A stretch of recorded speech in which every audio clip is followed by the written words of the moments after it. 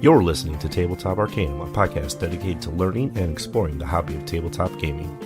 Your hosts are Justin Taylor and Richard Geese, so sit back and relax as we talk, discuss, and joke our way through the hobby we love so much.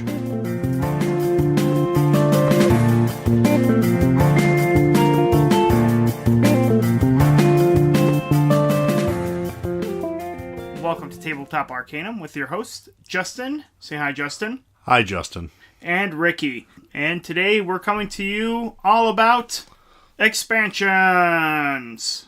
Expansion? I'm expanding rapidly. Yeah, I don't think that's the expansion we're talking about today, but that's quite all right. So yeah, talking about expansions. Also talking a little bit what's coming up soon, some of the other things that we have planned. So good stuff, right? Good quality stuff. As always, we will start our roll recap. Would you like to begin? Of course, because you know exactly where I'm going to go with this. What have I done? Yeah, Harry Potter. Harry Potter.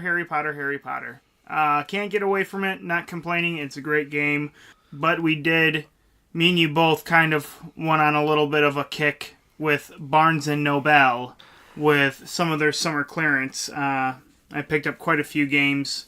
My girlfriend's birthday was this past week, and I picked her up some cooperative board games, hopefully to get her, not necessarily away from Harry Potter, but to keep her going into the hobby. Any quality games in there? Oh, definitely Forbidden Island. I did not fully read Ticket to Ride. I've never owned it myself, so I picked one up, and it turns out it's exactly what we're talking about, an expansion, not the full thing. So it's kind of like giving her a gift without the batteries. I have a story about that, too, yeah. Yeah. No, not about giving your girlfriend a gift without batteries, but yeah, an expansion gift. Other than that, How's that Legion? You know, I keep buying more, but I don't get any further painting, like percentage-wise.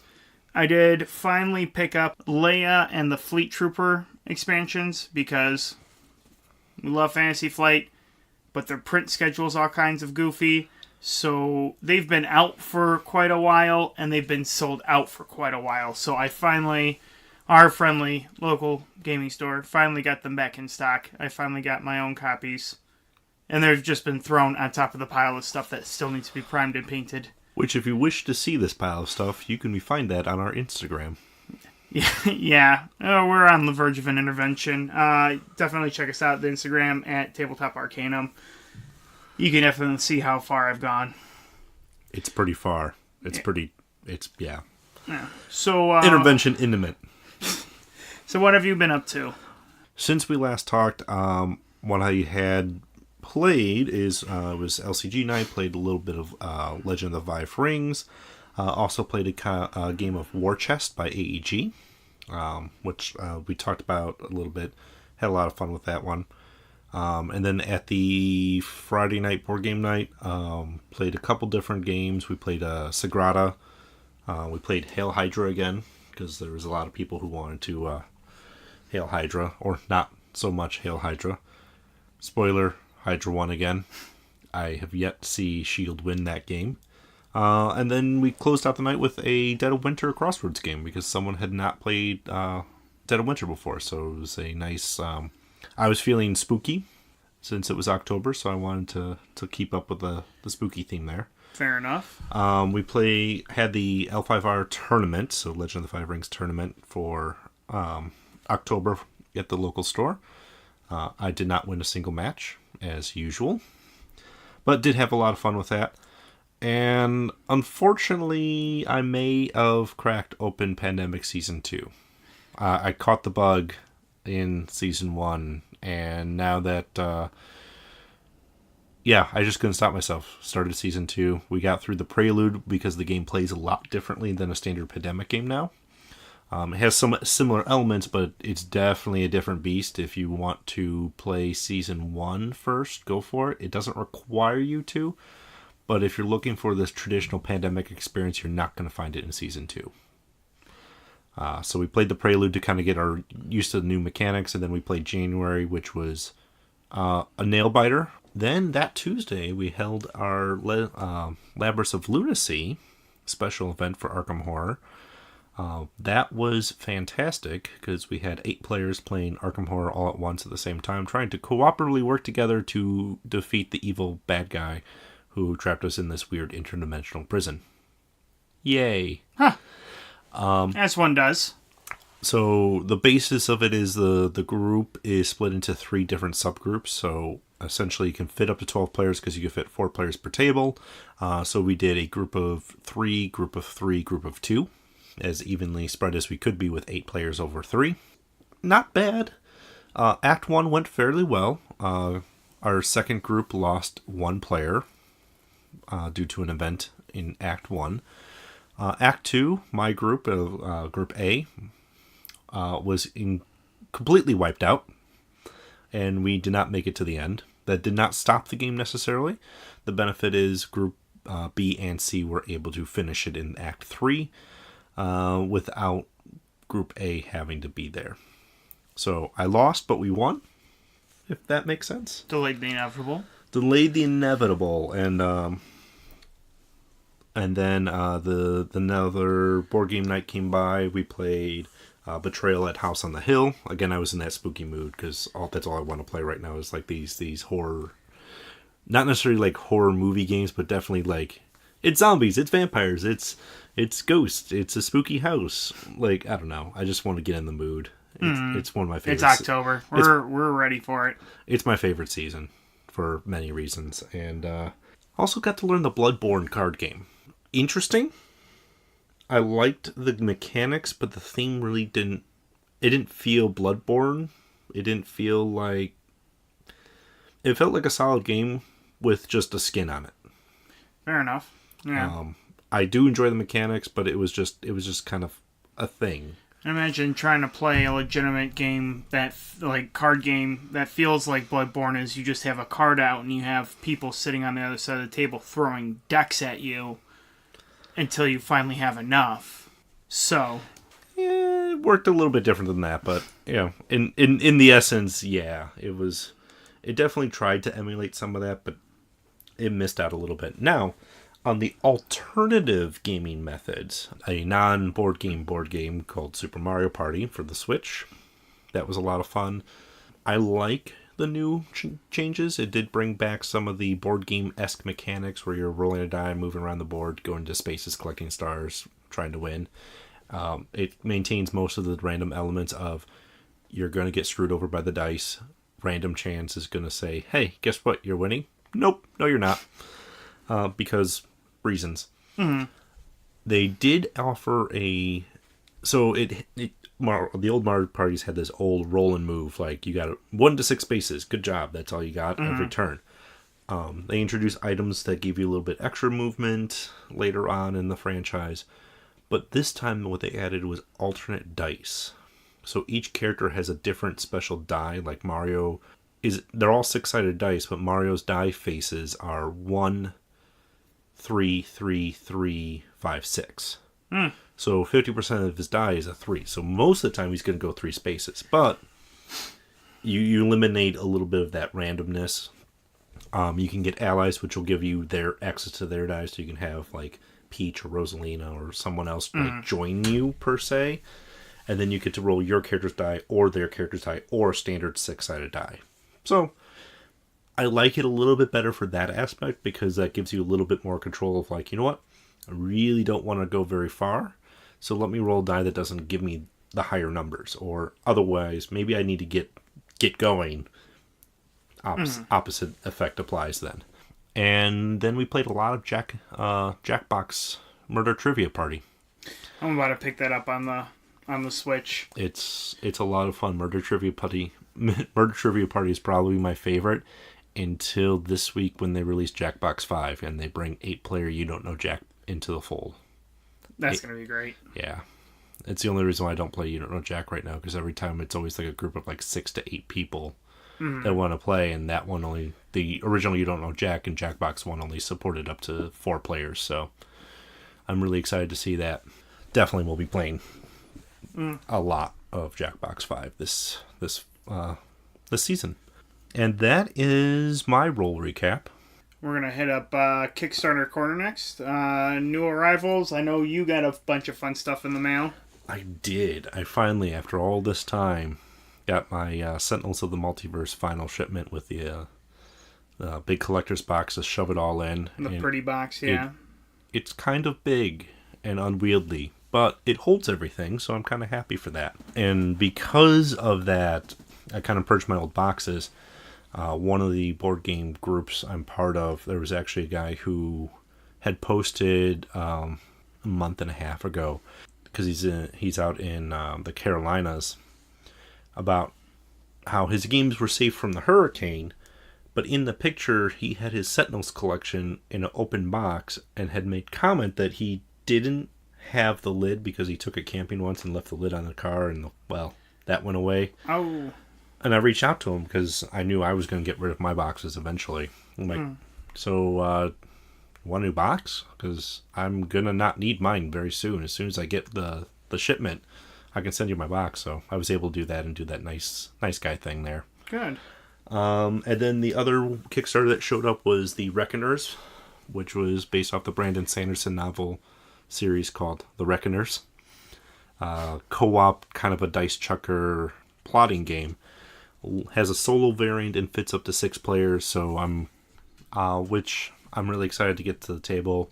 Themes seemed to be pretty interesting. There was a lot of promos, a lot of interesting things that kind of went with it. It seemed like a game that was up my alley considering it was co-op. That was the new things on Kickstarter that showed up. However... So while Justin received those, I recently decided to jump in and start kickstarting things again. I'm always worried about... I'm on... probation. Yeah, I'd say probation. I'm on probation. I'm not allowed to start backing all kinds of Kickstarters. Mostly because I don't want to start throwing money at all these things. I have the fear of missing out, yet at the same time, I fear not so great quality games. So I'm always on the fence about a lot of things. I did see one that I figured it would be something that me and my girlfriend would be able to play and enjoy, and that was Microbrew. It's a game in a tin, tiny game. Threw down on that. Hopefully I'll be seeing that within the next few months, and me and her can crack that open. And I know did you back, or did you just see that a few things started up? I haven't personally jumped in, but I actually wanted to bring up that there was a steampunk Lovecraft game that just launched called The Wardens by Raven Tales. 1 to 4 player miniature based game. Looks very interesting. And is doing pretty well from what I see, and still has plenty of time left if you want to jump in later. So definitely something I think looks interesting that I may be jumping in, I may not be. Level 7 Omega Protocol, the second edition of it, is actually just launched on Kickstarter too. That only has a couple, from the time of our recording, about 2 weeks left of it right now. So jump on that if that's interesting for you. And that's kind of where I'm sitting at as far as the Kickstarters I'm watching. I'm trying to be very cautious on my Kickstarters right now because I am also on probation. I go through spurts where I'll back a bunch of things at once, and then I'll realize what I've done, and then I pretend that Kickstarter doesn't exist. And then a bunch of packages show up in the mail, and I'm really excited, so I go back to Kickstarter, and the cycle repeats itself a few times like that. See, the problem is we need to give you an intervention, but we just have to time it just right so we can hit that sweet spot before or after you receive the items, but before you start ordering more. Right. We're on to you, Justin. We're just working on getting the timing right. It's a very particular kind of timing because my Cthulhu Wars is starting to arrive in port soon, so it's going to be like a tentacle-based Christmas. Yeah, let's go with that. Sounds hot. Or sounds erotic. Hot erotic. Erotic. Erotic. So that's the Kickstarter corner. In other recent news, Werewolf Legacies hit the stores, and I am definitely going to be running some Werewolf Legacy in the near future when I can. Because I'm apparently addicted to Legacy games right now. But that's okay. Yeah. I can stop anytime I want. No, you can't. We've gone too far, Justin. It's true. I guess that's going too far and not stopping is a great segue to expansions. Expansions! So, game expansions on the level are, you have your game that came out, and now you've played it, and the developers made something to either add into it, and that can be a bunch of different options. Sometimes we're talking that they're adding a extra player or 2 players to the original player count. Sometimes it's a new board or new piece to your game. So there's a lot of different types of expansions out there. For the most part, they're adding some sort of new mechanic or new gameplay feature to an already existing game to give you the higher replay value to it. So my prompt to you on this thought is, expansions, what do they add to a game? What sort of things are you looking for in an expansion that... Definitely I enjoy when expansions add that extra replayability. So I've played a game, I've played it to death, and now I can get an expansion for it and play it some more because it's fresh, it's new, it's the same thing that I know and love, but with an extra oomph to it. Okay. So usually a new gameplay mechanic, it could be even along the lines higher of player counts. There's certain games where I feel the higher player counts works. There are other games where I'm a little on the fence about whether or not it works. We'll talk about that in a little bit when we talk about our favorites and least favorites. So the other question then is, what do they take away? When you get an expansion, it's not always a good experience. What can be taken away when something gets expanded or added onto? I'd say for me, as we can plainly see from all the expansions I'm receiving right now, or purchasing right now, I'm not even jumping into the game. I just keep getting more and more expansions for something like Legion, where I could have my core set done, painted, everything ready to go, but I keep adding to it because I have that fear of missing out, that I'm going to fear the mechanics of the larger picture versus just what's in the main picture. Okay, so that's your more tabletop miniature where you just want to make sure you keep collecting those different squads and units, right? Well, fair enough, but at the same time, we start looking at things like just trying to jump into Boss Monster with 5 players instead of trying to get down with the 4 players. And you're trying to get to end game, essentially, without jumping into it first. There are plenty of games that the expansions add quite a bit to it, but that extra piece at the end really should be reserved until you've played it a bunch, you've enjoyed it, now you want to add a little something extra to it. Right, and I can actually kind of speak a little bit to that in a couple ways. So I have a couple favorite games that kind of keep adding things onto them, like the Marvel Legendary series. They have, I think, about 4 expansions a year. No, they're not huge, but unless you're consistently hitting that game to the table, you're going to have this expansion that you may play once or may play twice between the next one already came out, the next one came out. So you can actually fall behind if you're not worried about that. Now, of course, you can always take a look at on the other side of the fence of, okay, so they came out with a Deadpool pack. Awesome, I love Deadpool, that's the one I want. That's the pack for me. You don't have to get them all because the game just kind of just adds new characters and new elements. It's a deck building game. Very easy to pick one expansion over another. There's really no priority there. So the other, and I guess it's another card-based one that I'm thinking of as an example, is the LCGs. They're very tough to get into if you don't get on the ground floor. This is where I want to get into Arkham Horror, the living card game. Right. But it's one of those where it's been out for so long. 2 years. Yeah, 2 years. And it's kind of intimidating walking up to it, seeing there's all of this out. And if you want to jump into it... Yeah, Arkham right now in 2 years has 2 full cycles of cards, which is 1 deluxe box set plus 6 Mythos packs after it, already out. And the 3rd cycle is about to close in 1 month here. And the other problem is, for people like us, we're completionists. Right. We want to have everything. The good news about that, though, is one pack of everything does get you done, and you don't have to worry about the RNGesus to That is true, and that's of a CCG idea there. That's also, I mean, my issue with Star Wars Legion is the fact that I want to have everything, and that's holding me behind. If I get into Right. Arkham Horror, it's going to be me buying as much as I can, so at least I have everything for when I get to that situation where I need it. But I'm on the cusp of getting deeper into a Game of Thrones second edition, which has a lot of different cycles out for it already. I think they're on their 7th cycle, if I'm not mistaken. I might be. But the problem with a competitive LCG in that sense is you might need to go back and get that pack or this pack for that one card that's still relative, but the rest of the pack may have, the metagame and the competitive environment may have already bypassed, and there's already been answers and re-answers for those cards that have come in, those older packs.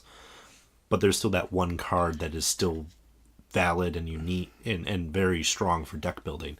And then don't they also... And that makes it rough. They also have packs that go out of print.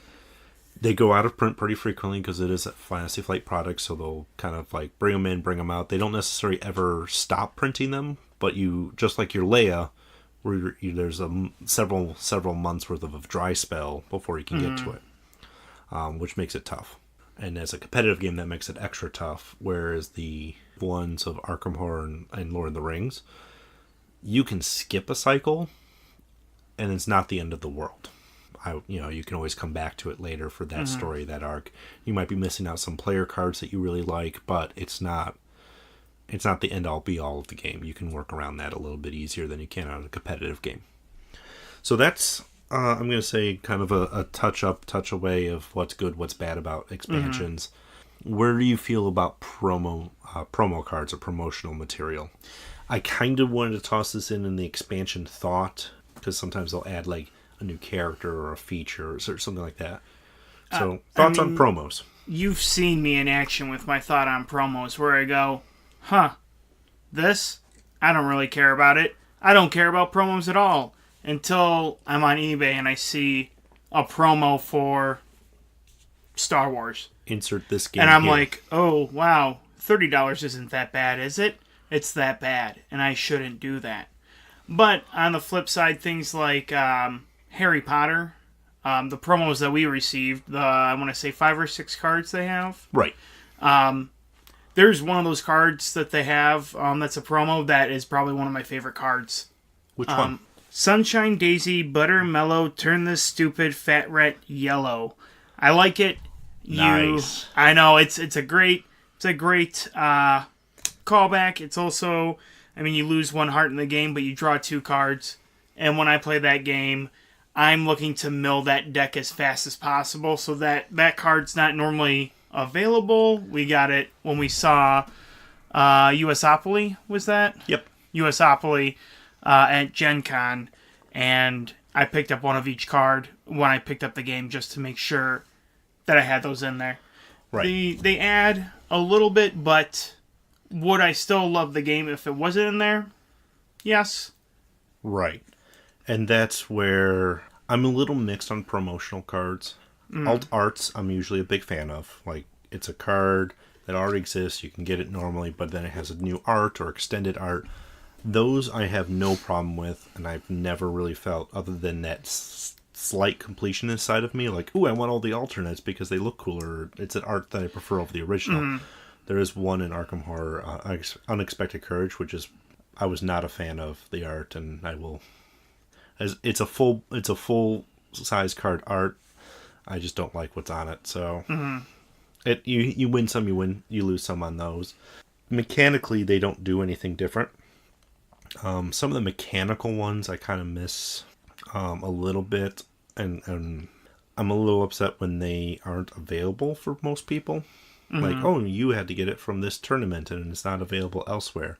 One of my favorite games, Scythe, they do, Stonemeyer does a really good job with their promotions, where they'll have promo cards for this thing or this Kickstarter or that Kickstarter for different items. And they make them available for purchase after the fact. So the promotion is you can get it with this package or deal or something. You get it day one. You get it early, you get it first.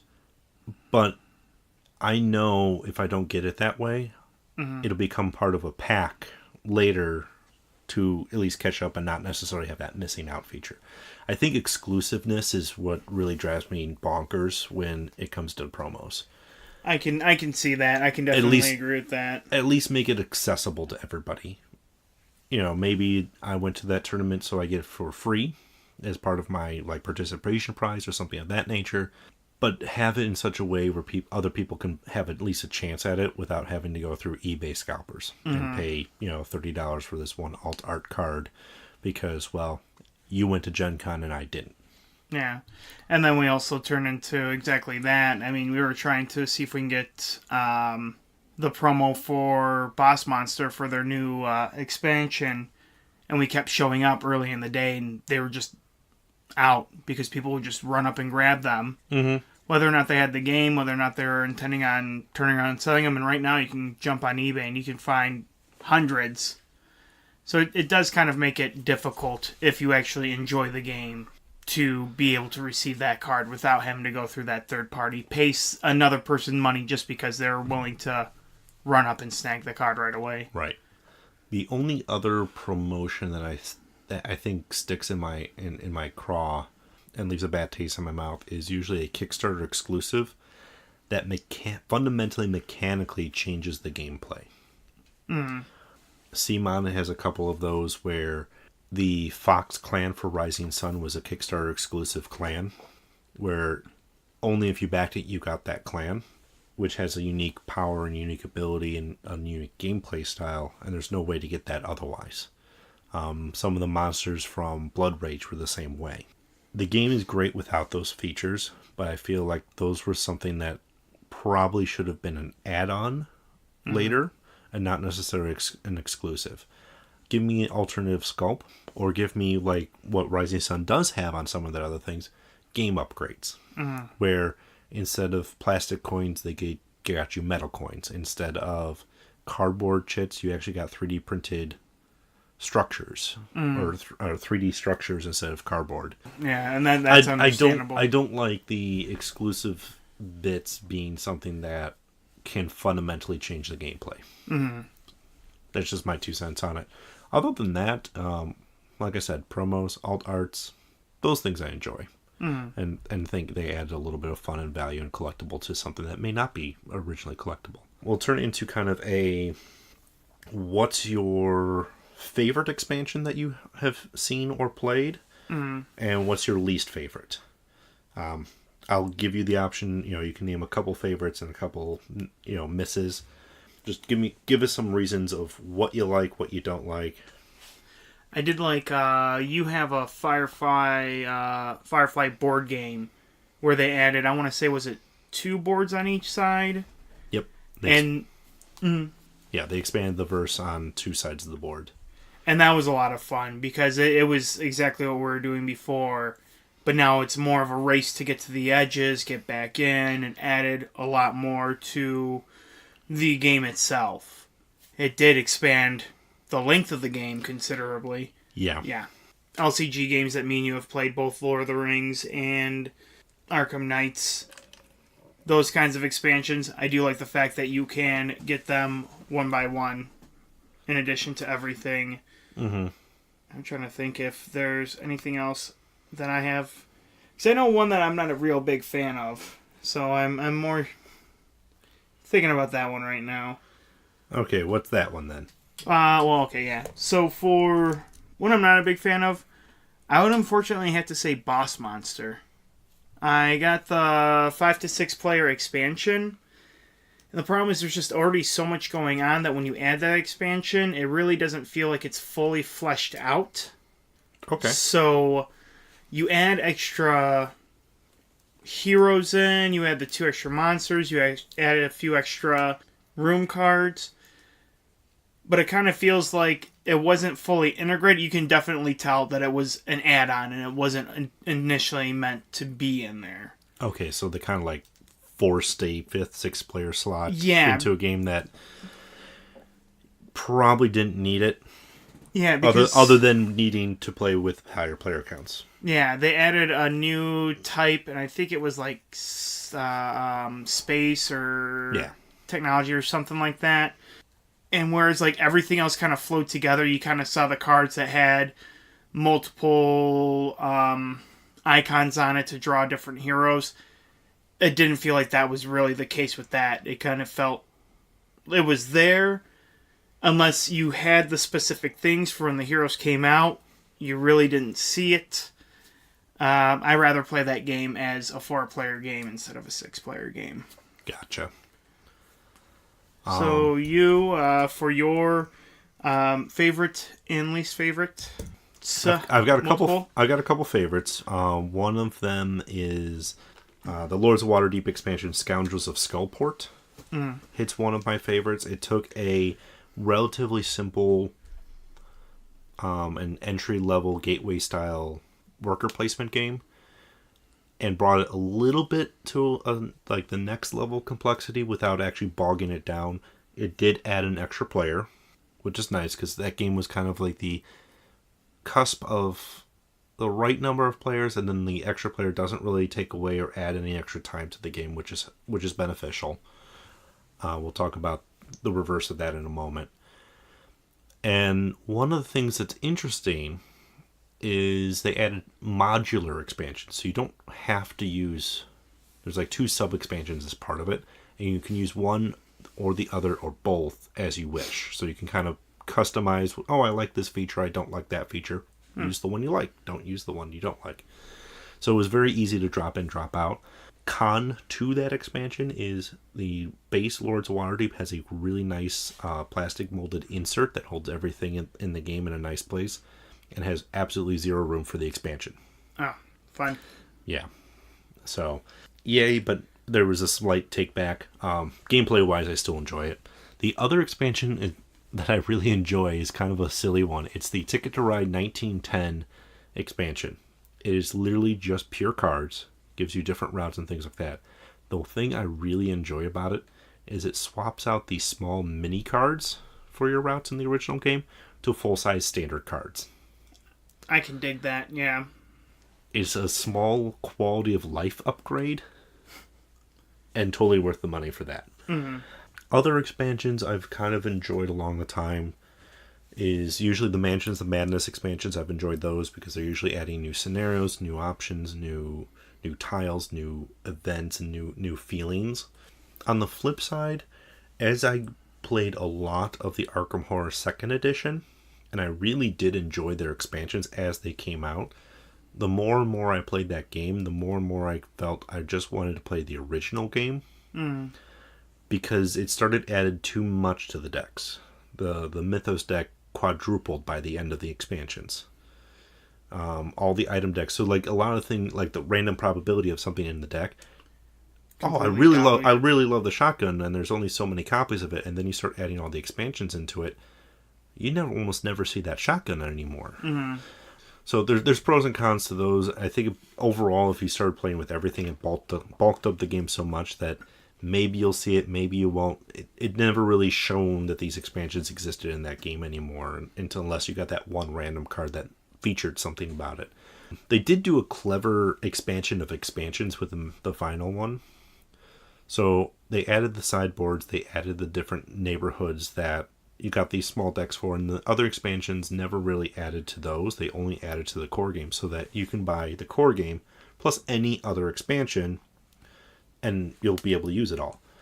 The Miskatonic University, the very final expansion for the game, added cards for all the other expansions that already existed. Oh. So Dunwich Horror never got expanded, and then you added the Miskatonic one, which added all the cards for that, or Innsmouth, or Kingsport, or any of the other card-based ones. So it was a neat expansion, but again, did the bad thing of bulking up with more cards. Yay. That was, and also sorting that out is fun. Fun is the word we're looking for, right? Sorting when they start throwing in more cards. And, that's kind of like Harry Potter with me. Yeah. Because once you get to Game 7, you have all the cards open. I don't want to keep putting them back in the box. Yeah. And it's just a nightmare. It is. Now, the one expansion I will say, or expansions I will say, that muddy up what was already a great game. I'm not a big fan of the Seven Wonders expansions. Now, rumor has it that the initial design was like this big, grandiose, heavyweight game, and then to piecemeal it out over time, they broke up the different components into, like, here's a very simple base version of the game, and then we're going to add all these expansions to make this complex, crazy thing. The game balance feels off as you started adding these expansions. The one I particularly dislike the most is the most recent one that came out, Babel. Mm-hmm. Because you had this, the Tower of Babel board, and then you had Great Wonders that were like community working. It didn't feel right. It didn't feel like the spirit of the game of this drafting. I'm working on my thing, you're working on your thing. We're just kind of like hate drafting cards around at the table, trying to do the best thing that we got with the hand that was passed to us. Now I'll hold reservation on Armada, the new expansion that's coming out, because I saw it in action at Gen Con and at the open house. So maybe I'll bust that out again once that expansion hits and see how that goes. But normally when I bust out Seven Wonders now, it's core game only, maybe cities. Mm-hmm. But that's just how I feel about it. That's kind of my take on expansions. If it breaks the balance of the game, or if it, like you said, Seven with Boss Monster, where it feels like it was forced in, I feel like the design was missed somewhere. Mm-hmm. You probably screwed up an already great game by trying to force something into it. Or when you're adding the extra players, all you're doing is adding extra time. Mm-hmm. There's a large... I was looking up as we were doing research on this episode. There is a very strong feeling, one way and the other, about Catan and the 5 to 6 player expansion. There's a lot of negativity out there for the 5 to 6 player expansion because it takes Catan, which is a nice trading game, and then adds breaks out to 3 or more hours because you added a 5th and 6th player, without really adding anything else other than the ability to play up to 5 to 6 players. Straight anarchy. It's just a tediousness, I think, is really what the argument points was. And I can kind of agree. As much as I usually have like 5 to 6 players at a table or in a group that want to play a game, and finding a game that can support that number of players can be rough, there's something sweet about that 4-player spot. There's so many games out there for 4 players that I'm okay with. Mm-hmm. Any final thoughts on expansions? When done right, I really do appreciate them. Don't blame these content creators for trying to put out more for a lot of these beloved games. When done right, they're fantastic. Unfortunately, like I've said already, I'm a completionist, so they're coming home with me already. I have the 5 to 6 expansion or 6-player expansion for Settlers of Catan. If you want to know how many times I've played it, 0. I wanted to have it in case it was ever needed, but it's something that I already know. If I'm trying to have a good night with my friends, I don't want to spend 5 to 6 hours at a table playing Catan. Because it's going to bring back, like, flashbacks of Monopoly growing up, of just frustration at the end. But yeah, definitely... There are a lot of, and especially sitting here with all your games here, there are a lot of games that I could see where the expansions kind of play out. When you look at like Star Wars Imperial Assault, they add more to it. Anything that adds to the story, I'm very much for, especially if it's done well. Mm-hmm. But bulking up for the sake of bulking up and selling an expansion is rough. Exactly. Yeah. All right, well, that wraps it up for our main topic. The other thing I guess I will say is upcoming is Arkham Knights 2018. I'll be going up to Roseville, Minnesota to once again possibly defend the national championship of Arkham Horror, if they have the league. And having a good time up there, probably playing Arkham Horror 3rd Edition until they kick me out of the Fantasy Flight Center. Hopefully I'll be able to come home with a copy of it, because I really, really just want to keep playing that game, even though it doesn't exist officially yet.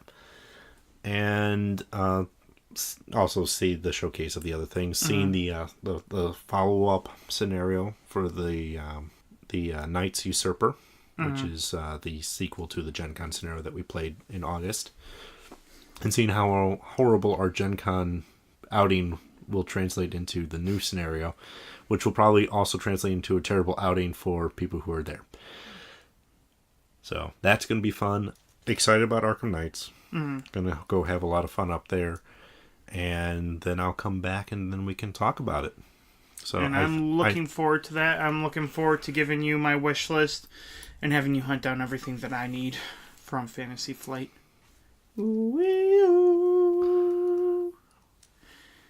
I'm not made of money. I'll send you with money. Okay, that's fine. But other than that, I'm not going to be on the first Legacy special episode. You started season 2 without me, but I'm sorry. No, I don't blame you. When I get a new toy, I want to play with it right away too. And right. I know you and the boys were very excited to crack that bad boy open. I should, in theory, be on the episodes after that, as long as timing works out.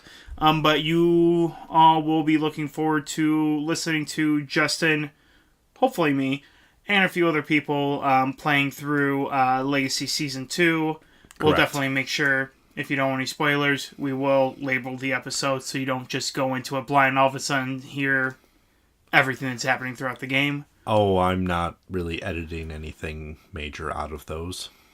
The plan is that they are spoiler heavy, and if you do not want to know what Season 2 is about, I would advise not to listen to the episode until either A, you've played it yourself, or B, don't care about the spoilers. Or C, you finally have gone on long enough and you just need to know the spoilers. Either way. Yeah. I just want to give that, I want to record those. I want to kind of have that fun journey, and I'm going to release those as special episodes once we get more of those kind of ingoing. And the big plan for those is, they're just recording us playing, really kind of an uncensored sort of feeling. We'll try to keep it as clean as possible, and hopefully not worry about the spoiler part of it, because I will definitely proclaim, attention, spoilers, dear God, there's spoilers. Why are you still listening to this if you want to be... you're spoiled.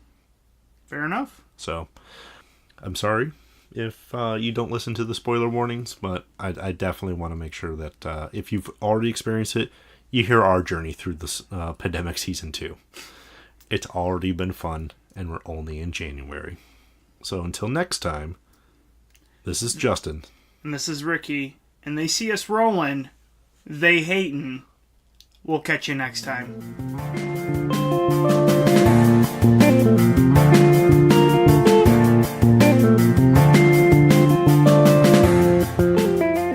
You've been listening to Tabletop Arcanum, hosted by Justin Taylor and Richard Geese, and featuring the original music by Paul Moore and Isaac Gilbert. You can follow us on most social media platforms. Please don't forget to like, subscribe, and leave us a review on whatever platform you listen to podcasts. As always, thanks for listening.